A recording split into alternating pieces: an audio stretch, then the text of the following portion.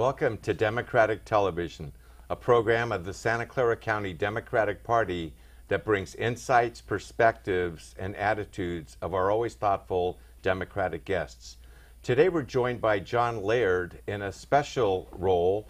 John, you're a candidate for the 15th State Senate race. The race is going to be on August 17th. Not your typical race. No, the governor had a chance to consolidate this runoff because Abel Maldonado left the seat, went to the lieutenant governorship. He could have had an August primary and then a November runoff. It would have saved the local governments $3 million. It would have had a high turnout. But he really wanted to benefit the candidate of his party, and the best way to do it is to have a low turnout and hope people don't go to the polls. And so it was a June 22nd primary, which really confused people because it was 2 weeks after the June 8th statewide primary. And now, because nobody got 50%, an August 17th runoff. For those that are on the Central Coast in Santa Clara County, it is 4 elections in 5 months, which is expensive, confusing, and we will have to work to get people to turn out on August 17th. Well, I think that's the important thing, is that people realize there's an election, and not just any election. We have a chance to get you back in the legislature, and I know you had an illustrious career in the state assembly, previously serving as a school board member in the community college district, many years on the Santa Cruz City Council. Public service has been your life. It has been, and you know, sometimes that's panned right now, but my goal was to do 2 things: get things done, and also, as I'm fond of saying, if I could get a good line off in public, it would cheer everybody up and keep me going. But in the years in the city council, it's when the earthquake happened. It's when we had a 100-year storm. It's when we were fighting to come back from Prop 13, protect the green belts around town. We had big things, and we got them done. And on the college board, we passed a bond for the first time in 30 years. We came back from the recession of the early 90s. We boosted our faculty, made salaries parity, expanded into other parts of the county. We did really good things. We got the job done. And in the state assembly, that was my goal too. And if there was ever a need for that right now, it's in Sacramento, which is paralyzed and dysfunctional. Well, I think we probably need it everywhere, but if people see an inspirational candidate, and not to sound like I'm pandering, but I think you are that candidate, maybe they can get a little sense that government is there to do good and important stuff, and without it, there's a lot of pain. I hope so, and I think that I can understand why people would be dispirited. The partisanship, the budget deadlock, and then also people just not leveling in an honest way with the public about what the problems are and what the choices are. It's these 30-second ads that distill anything to sort of a lob of the mud or one thing, and yet life isn't that simple. It's very complex, and you have to do hard things to get good things, and the question is how are we going to do it? What are we going to do? And we're at such a crossroads on so many things now, whether it's the economy or the environment or public education or state parks. We have to head the right way. California has to pull out of this. Well, you raised a lot of issues, and so before we get into them, I heard previously that you've represented a good portion of this district. I don't think we can go another step without describing the district. Yes, it was a classically gerrymandered district. It was designed in 2001 to be a partisan Republican district. It includes Santa Maria, Guadalupe, Orcutt, and Santa Barbara County, all of San Luis Obispo County, comes up the Big Sur coastline across the Monterey Peninsula, through Seaside and Marina, into Watsonville, Scotts Valley, Santa Cruz Mountains, and over the hill to Santa Clara County, where San Martin, Morgan Hill, Coyote, Almaden Valley of San Jose, and then Los Gatos, Montserrano, Saratoga. So, you know, as I keep saying, that community of interest between Saratoga and Santa Maria, it's exactly what you think of when you think of a district. And the district has changed in those 9 years. It's now has a Democratic margin of 6.5%. It voted for Barack Obama by 20 points. And I think it's a district where there's this skepticism of government in some ways, but at the same time, there's this general view that they don't want government to push around people, that they believe in civil rights or protections for people. And so it's a very interesting balance. Well, that sounds like an important point to follow up on. People are mistrustful. The polls nationally, statewide, don't seem to be real supportive of anybody now seeking office, in office. Have you had some experiences where you've worked across the aisle, you've gotten together with people that had an attitude about you or what you were going to do and met you and everything changed? Yes, I think when I was on the city council, that was true, because I used to always say about Santa Cruz, 50,000 people, 100,000 opinions. People were polarized, and my view was that we were all in it together, and that people had to understand that, and if you really talked civilly to people and heard them, you'd get about halfway there to looking for a way to work through a problem. And at the state level, I really did that. I had one committee, a special committee on state mandates. We never had a split vote during the life of the committee. And that was hard at first, because people wanted to make motions and jam people, and I asked them, would you just wait a second? What would it take for you to feel comfortable with this general direction? I mean, where would you go? And when people realized that that's the way they could work it out, and that they didn't have to just sit there and jam one side or the other, we talked through a lot of things, and we didn't have a split vote. And when I did the Sierra Nevada Conservancy, which is probably my legacy bill, for lack of a better term, really setting up a way to deal with economic development and environmental protection for the entire Sierra Nevada, concentrating state effort and state resources. There was a very conservative member of the state Senate from the Sierra that had his own bill, and we worked through together till by the time we got to the Senate, we merged it into one bill, compromised, and when it passed through the Assembly on its way to the Senate, I mean on the way to the governor, we had 60 out of 80 votes for it. And it was a way to, I thought that I could have jammed that bill. I could have got it to the governor's desk with just Democratic votes, but the Conservancy wouldn't have started well, because it was mostly in Republican territory. Right. And now the local elected officials are serving on the board. They feel strongly about it. A lot of people are coming around, and I think it took that kind of bipartisan spirit to get it created, to get it off the ground well, and I think it's already had its 5th birthday last fall. I think after 10 years, people wonder what the controversy was about. Wow. Well, I can think of so many issues where that attitude would make such improvement. We have on the state ballot a measure that's going to try to reverse trends in terms of environmental protections and some landmark stuff that even the governor was supportive of. What's your take on that? Well, I was one of the original co-sponsors of the bill, which is the greenhouse gases bill, and AB 32. And the thing about it is that when that bill was created, it was to create a process. It wasn't, let's do all these things that specifically limit greenhouse gases. Let's set a goal, a process, give authority, and work it through. And while it was created by mostly Democratic votes in the legislature, it was a Republican governor that signed it and a Republican governor that appointed the air board that implemented it. And yet it's a Democratic legislature that has to fund it. And so it was this, just the way it was designed was a compromise. And I think in the Silicon Valley, where this is being taped, the business community supports this because they recognize that high-tech jobs will come from this.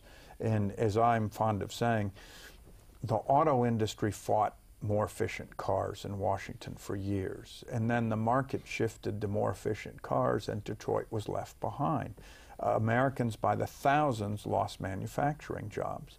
And we know that green technology is coming. The development of it, many jobs, it's going to be the wave of the future. Do we want to drive those jobs to California or drive them away? And the oil companies from Texas that are funding this repeal Right. would be very happy for the jobs to stay in oil and stay out of state, and us to continue to have the climates deteriorate of the planet. And so I think that's a clear choice. And there was an interesting uptick this last week, because venture capital investment this last quarter went to the highest level since the quarter before the economic meltdown in 2008. 25% of it alone was in alternate energy, and more in green technology, and overwhelmingly right here in the Silicon Valley. And so the investment is coming back. That's where it is. And when Tesla came into the former NUMMI plant, so that conventional cars went away, and we were all sorry to see those jobs go. If you're going to have Toyotas, we wanted them manufactured here.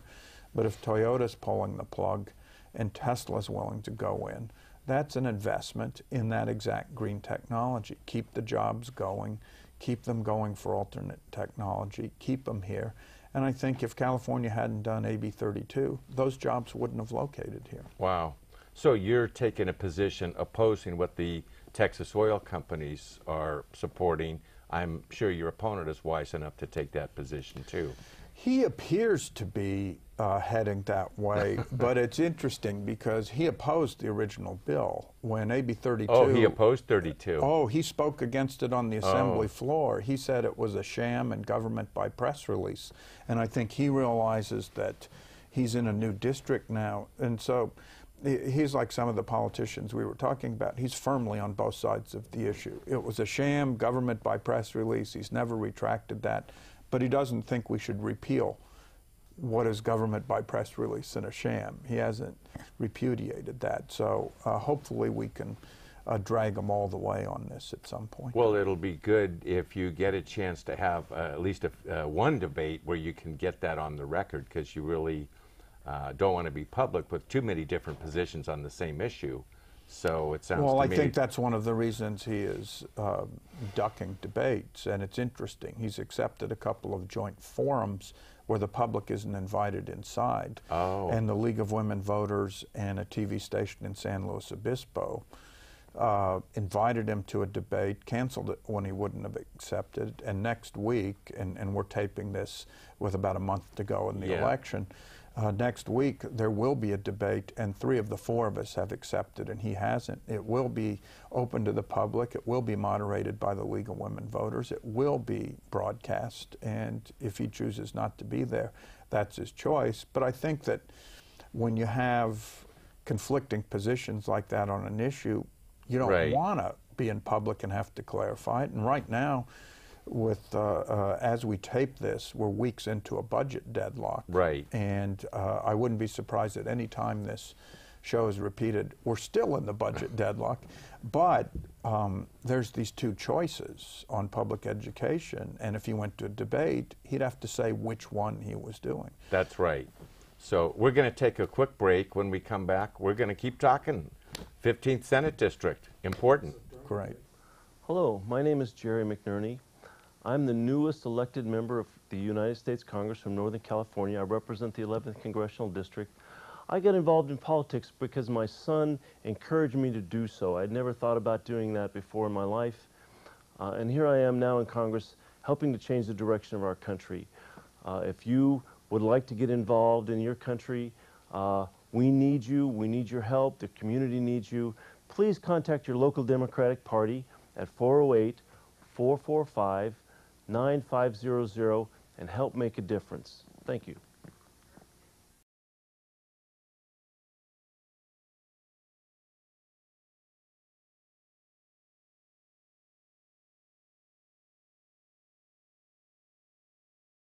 Welcome back to Democratic Television and our guest, John Laird. John, we talked about some of the positions that are going to be discussed, hopefully in debates, or at least that are on the minds of voters in the district. The state budget will continue to be in crisis, I'm sure. I'm reminded that when you were in the Assembly, you chaired the Assembly Budget Committee. That seemed to have a more sanguine ending. Tell us. It did. I mean, Why? I was chair during the last on-time budget. Yeah. And landed that last on-time budget, and landed one that should have been on time if the finance director wasn't on vacation that weekend, you know, which was 2 out of the 4. And I think it was because we could figure out how to bridge the gaps and get there. And admittedly, it is a little harder now, but nevertheless, the level of partisanship up there has gone off the charts at this point. And I really hope we elect a new governor that can bridge that and has more to do. But I think you have to look at them issue by issue. And 50% of the state budget is public education, 10% higher, 40% K through 12. Wow. You've had experience there, obviously, as a community college school board member. What kinds of innovations do you have to make schools work? Well, it's sort of 2 things. It's making schools work and making sure you give them the financial tools to make it work. And you can't do one without the other. You can't just say that we're going to throw money at it, but at the same time, you can't expect achievement with constant cuts. And we really worked on math and science. We worked on mentoring projects. We worked on English language learners. We worked on getting money around the system and directly to the local schools. We had some one-time money in 2007 that one school district told me that I visited in the last couple of weeks that they still are playing off of, that it's helped guide them through this when we got it to them. And the issue is that California has incredible diversity, and you have linguistic diversity, and you have to figure out how to get kids to learn in English. You have to figure out how to get parents involved. You have to figure out how to make sure the lowest performing schools have the special effort to lift them up.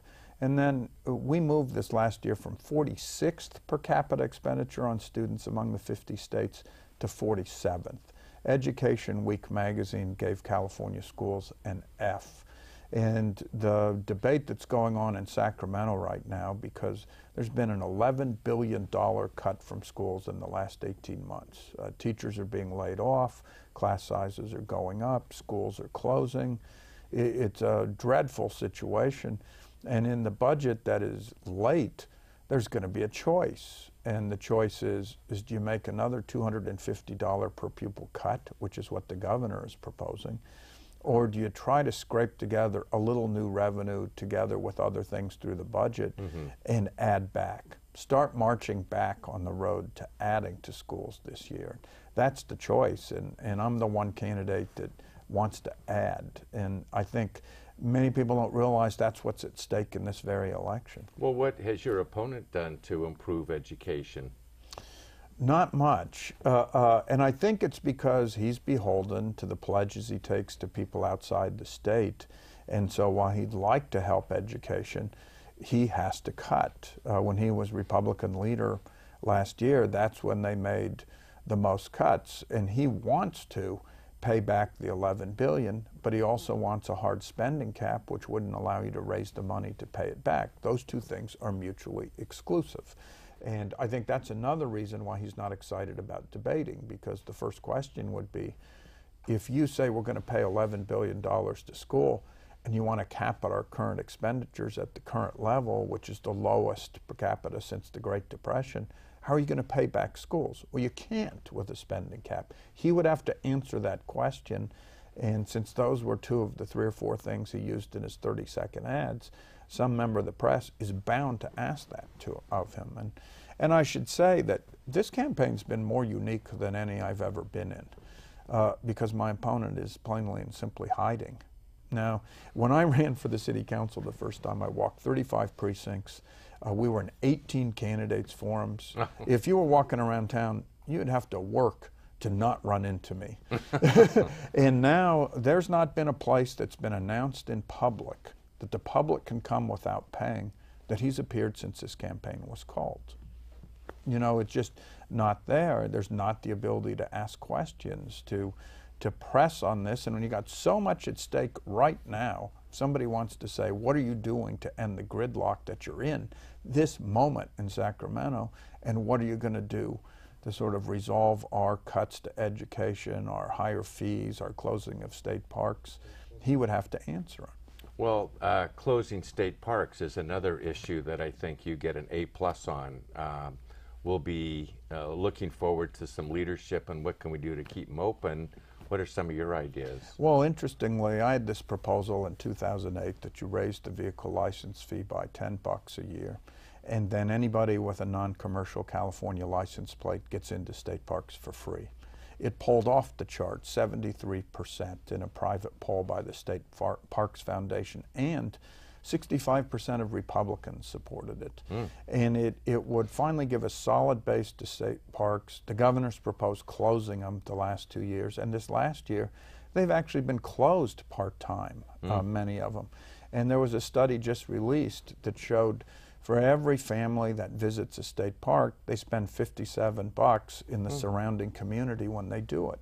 And so if you're cutting back state parks, you're cutting back on jobs in the visitor serving industry along the Central Coast. And so right at a time we need jobs, we're not doing what it takes to keep parks open, and we're not doing what it takes to implement the voters' will to have the park system grow with the growth in population in the state. Well, and you're taking away a disincentive by removing the fee to get into the parks, and I think people feel like, oh, they are accessible. Maybe it's a psychological thing, but anything to get people to get out there. Well, we actually have a little historical knowledge, because when Gray Davis, when he was governor in the early part of the decade, raised park fees to try to bridge a budget gap, the number of visits totally statewide dropped from 86 million to 76 million. Oh.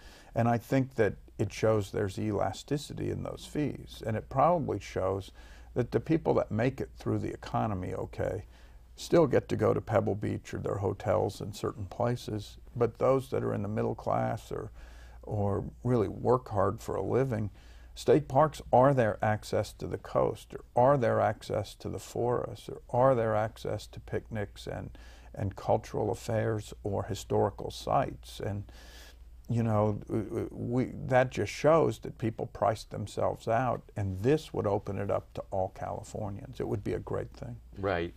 It's hard not to talk about the environment and not mention oil, and you know, hopefully we're going to get the oil problem at least capped. I mean, we'll be dealing with the effects for decades.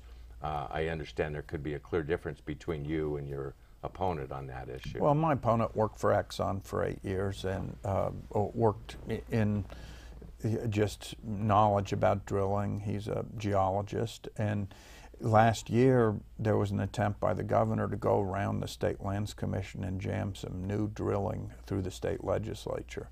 And they had this fig leaf of, oh, we'll take old wells out and do new wells. But it's the first new drilling off the California coast in 40 years.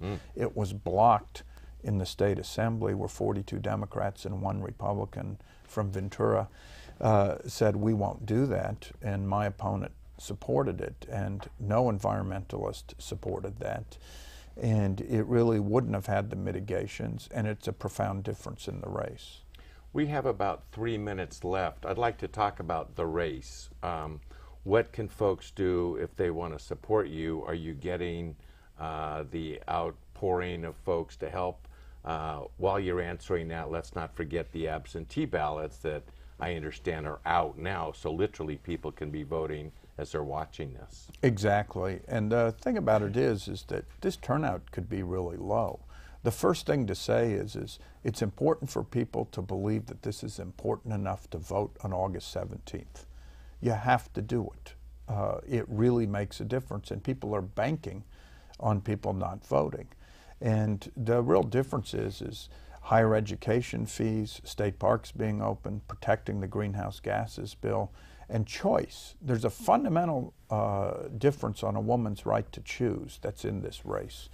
And so you look at all these things, and there's a reason to go to the polls. And we have a campaign office here, and we're trying to reach thousands and thousands of homes, either by visiting or a phone call. And anybody that's interested could call 408-715-7023, 408-715-7023, or log on to www.lairdforsenate.com.